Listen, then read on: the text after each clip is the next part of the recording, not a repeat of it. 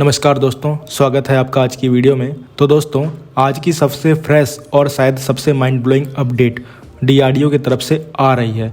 और सच बताऊं तो ये अपडेट पढ़कर ऐसा लगता है कि इंडिया अब सिर्फ 5th जनरेशन एयरक्राफ्ट बनाने की रेस नहीं खेल रहा, हम सीधा नेक्स्ट सेंचुरी के फाइटर जेट्स की ग्राउंड वर्क रख रहे हैं। इंडिया के एएमसीए को तो हम सब जानते हैं, stealth, super cruise, advance avionics, AI assist, सब कुछ। लेकिन डीआरडीओ के एक सीनियर ऑफिशियल ने जो रिवील किया है वो इससे भी कहीं आगे की कहानी है। उन्होंने बताया कि डीआरडीओ एक नया R&D फेस स्टार्ट कर रहा है जिसमें फोकस होगा wing morphine, nano coating, stealth और फ्लाई बाय लाइट जैसे फ्यूचर टेक्नोलॉजीज पर। ये वो चीज़ें हैं जो आज के F-22, F-35, SU-57 या J-20 जैसी जेट में भी एग्जिस्ट नहीं करती। ये लिटरली 6th जनरेशन का एंट्री गेट है। विंग मॉर्फिन नाम सुन के ही समझ आ गया होगा कि ये नेचर से इंस्पायर्ड टेक्नोलॉजी है। जैसे एक ईगल या फैल्कन हवा में अपने विंग्स ट्विस्ट करता है, कैम्बर चेंज करता है, स्मूथ टर्न लेता है, बिल्कुल वैसे ही एयरक्राफ्ट विंग्स अपना शेप मिड फ्लाइट चेंज करेंगे। इसका मतलब क्या हुआ? फाइटर जेट को फ्लैप्स, एलेरॉन्स, रडार्स जैसी रिजिड चीज़ों की नीड ही नहीं पड़ेगी। पूरा विंग एक लिविंग स्ट्रक्चर की तरह बिहेव करेगा। डॉग फाइट हो या हाई अल्टीट्यूड क्रूज, जेट अपना बॉडी शेप एडजस्ट करता रहेगा। फ्यूल कंजम्पशन 15 से 20% कम, नॉइज कम, रडार सिग्नेचर लो और एजिलिटी नेक्स्ट लेवल। डीआरडीओ के पास 2022 में एक एक्सपेरिमेंटल रेक्टेंगुलर विंग का टेस्ट हो चुका है एनएल के विंड टनल में, जिसमें विंग के कैम्बर को फ्लाइट के दौरान डायनेमिकली चेंज किया गया। इतना बड़ा एक्सपेरिमेंट किसी कंट्री ने नहीं किया, लेकिन अब इसको प्रैक्टिकल फाइटर लेवल पर लाना है जिसमें safe memory alloys, piezo electric actuators और स्मार्ट मटेरियल का कॉम्बो यूज होगा। लेकिन ये तो सिर्फ फर्स्ट पिलर है। सेकंड है nano coating stealth, atom thin Meta materials जो रडार वेव्स को लिटरली बैंड कर देंगे।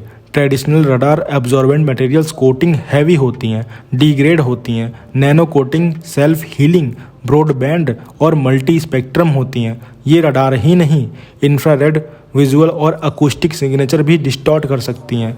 ये लेवल ऑफ स्टील्थ चाइना के क्वांटम रडार को भी कंफ्यूज कर सकता है। और तीसरा, फ्लाई बाय लाइट। आज के जेट्स इलेक्ट्रिक वायर से सिग्नल भेजते हैं, यानी फ्लाई बाय वायर, लेकिन फ्लाई बाय लाइट में पूरा कम्युनिकेशन ऑप्टिकल फाइबर से होगा। कमांड्स लाइट पल्स के थ्रू ट्रैवल करती हैं, response almost instant, interference zero और ब्रॉडबैंड 100 गुना ज़्यादा। डायरेक्टेड एनर्जी वेपन्स के ज़माने में ये सर्वाइवल बैकबोन है। हर एयरक्राफ्ट के वेट में 500 किलो तक रिडक्शन हो सकती है। डीआरडीओ के ऑफिशियल ने क्लियर कहा है कि ये टेक्नोलॉजी 5 से 10 साल में रेडी नहीं होगी, ये 2040 का टिकट है। लेकिन अगर इंडिया इस फील्ड में आज से स्टार्ट नहीं करेगा तो हमेशा वेस्ट, रसिया, चाइना से 20 साल पीछे ही रहेंगे। और इंटरेस्टिंगली यूके का टेम्पेस्ट, यूएस का NGAD सब एक्सपेरिमेंटल मॉर्फिंग ट्रायल्स कर रहे हैं और China blended wings drone test कर रहा है। अब चलते हैं एक डेवलपमेंट की तरफ जो इंडिया के लिए काफ़ी सीरियस इम्प्लीकेशन रखता है। इंडियन इंटेलिजेंस को पता चला है कि पाकिस्तान पिछले कुछ महीनों से एक यूरोपियन ड्रोन मैन्युफैक्चरर के साथ एक secret transfer technology deal finalise कर रहा है। और ये कहानी शुरू होती है मई 2025 के ऑपरेशन सिंदूर से, जहां पाकिस्तान ने मल्टीपल ड्रोन घुसपैठ की कोशिश की थी, लेकिन इंडिया की एयर डिफेंस सिस्टम ने उन्हें वाइप आउट कर दिया। उस ह्यूमिलिएशन के बाद पाकिस्तान ने ग्लोबली आउटरीच शुरू की। रसिया, यूक्रेन, यूरोप के ड्रोन मेकर से बातचीत की। वो चाहता है कि उसका medium altitude long endurance drone programme एकदम नेक्स्ट लेवल हो जाए। 24 से 30 घंटे endurance, precision strike capability, encrypted satcom, basically India के हारोन, टीपी और तपस जैसी प्लेटफॉर्म का जवाब बन सके। अब जो डील का डाउट है वो हैवी इंडस्ट्रीज तक्षशिला के थ्रू हो रहा है, पाकिस्तान का मेन डिफेंस मैन्युफैक्चरर।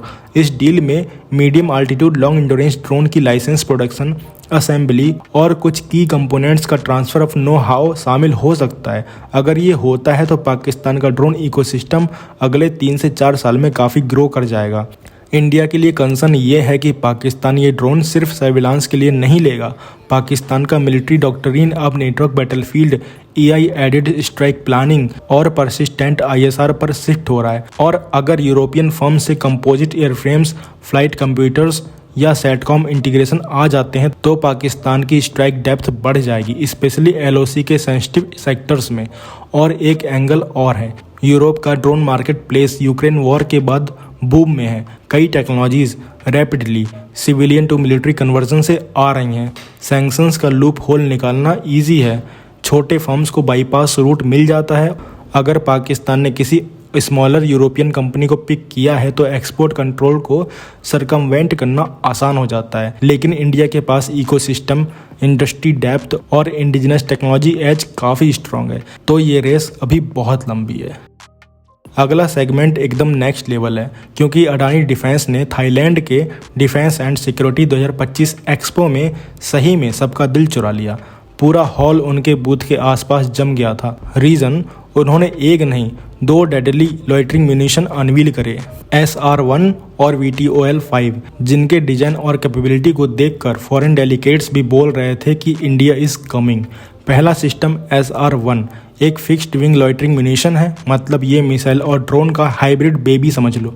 ये 45 मिनट तक स्काई में क्वाइटली पेट्रोल करता है, टारगेट ढूंढता है और फिर एकदम सर्जिकल स्ट्राइक देता है 1 kg एक्सप्लोजिव वॉरहेड के साथ। इसका ऑपरेटिंग सीलिंग 4500 मीटर्स तक है, परफेक्ट फॉर LAC जैसे माउंटेनियस सेक्टर। 10 किलोमीटर की रेंज के बाद भी अगर तुम इसके सेंसर्स देखो तो लगता ही नहीं कि ये कम बजट का सिस्टम होगा। अडानी के ऑफिशियल ने बताया इसमें AI ड्रिवन मशीन विजन है, मतलब cluttered forest, fog, night, rain, AI खुद टारगेट आइडेंटिफाई करता है, क्लस्टर फॉर्मेशन को डिटेक्ट करता है और ऑपरेटर सिर्फ कंफर्म करता है। और सबसे अमेजिंग बात, ये प्लेटफॉर्म एग्नोस्टिक है। सोल्जर के बैकपैक से लॉन्च हो सकता है, आर्मी व्हीकल से, हेलीकॉप्टर से, नेवी शिप से भी। और इसका प्राइस $50,000 से भी नीचे, यानी affordable, mass produced, export ready. Thai और वियतनामीज मिलिट्री ने ऑलरेडी इंटरेस्ट शो कर दिया है। अब बात करते हैं VTOL-5 की, तो ये छोटा सा बीस्ट सिर्फ 6 kg, लेकिन टॉप स्पीड 120 km/h। ये इलेक्ट्रॉनिक वॉरफेयर जैमिंग जोन्स में भी ऑपरेट करता है, क्योंकि ये फाइबर ऑप्टिक स्पूल के साथ वायर्ड कंट्रोल यूज कर सकता है। रसिया यूक्रेन वॉर का ये टेक्नोलॉजी इंडिया ने अपना लिया है। ये ड्रोन टैंक के टॉप आर्मर या बंकर के रूफ को एक ही स्ट्राइक में पंच कर सकता है। तो आप क्या कहेंगे इस खबर के बारे में कमेंट सेक्शन में जरूर बताइए। आखिरी अपडेट आर्टिलरी वर्ल्ड से है। ATAGS इंडिया का 155 mm 52 कैलिबर मॉन्स्टर हाविटजर, जिसका रेंज 48 किलोमीटर तक जाता है, जिसका ऑल इलेक्ट्रिक ड्राइव्स दुनिया में यूनिक है और जिसका shoot and scoot capability China की आर्टिलरी को झुका देती है। अब फाइनली 2027 से आर्मी को मिलना शुरू हो जाएगा। लेकिन इंटरेस्टिंग ट्विस्ट क्या है, भारत फोर्ज और टाटा दोनों कंपनीज मिनिस्ट्री ऑफ डिफेंस को ऑफिशियली रिक्वेस्ट कर चुकी हैं कि 307 गन्स बहुत कम है, आर्मी को 2000 से ज़्यादा गन्स चाहिए, तो ऑर्डर बढ़ाओ। 307 गन्स बेसिकली 2 रेजिमेंट के बराबर होती हैं। आर्मी का सैंक्शनड फिगर 4200 था, ऑपरेशनल 1500 ही बचे हैं, तो क्लियरली शॉर्टेज बड़ा है। कंपनीज बोल रही हैं कि अगर फेस्ड ऑर्डर मिलते रहें तो प्रोडक्शन स्टेबल होगा, कॉस्ट भी 20 से 25% कम होगी और एक्सपोर्ट भी पॉसिबल होगा। साथ ही DRDO एक लाइटर टोट गन सिस्टम बना रहा है, ATAGS का छोटा मोर रिलायबल वर्जन, जो माउंटेन्स के लिए परफेक्ट होगा। 15 टन से नीचे का वेट टारगेटेड है, लेकिन ये 2030 के बाद ही प्रोडक्शन रेडी हो पाएगा। और इधर रेस और भी इंटेंस हो गई है। कल्याणी अल्ट्रा लाइट वर्जन बना रहा है, टाटा अपना हाइब्रिड वेरिएंट डिजाइन कर रहा है और अडानी डिफेंस एक अपग्रेडेड धनुष गन पुश कर रहा है, जिसमें 52 कैलिबर बैरल होगा। सभी गन्स को पोखरण और माउंटेन रेंजेस में हेड टू हेड ट्रायल से गुजरना पड़ेगा। आर्मी तभी विनर डिक्लेयर करेगी जब रिलायबिलिटी, रेंज, कॉस्ट और कंसिस्टेंसी सब मैच हो जाए। तो आप क्या कहेंगे इस खबर के बारे में कमेंट सेक्शन में जरूर बताइए। मिलते हैं नेक्स्ट वीडियो में। Thanks for watching. जय हिंद, जय भारत।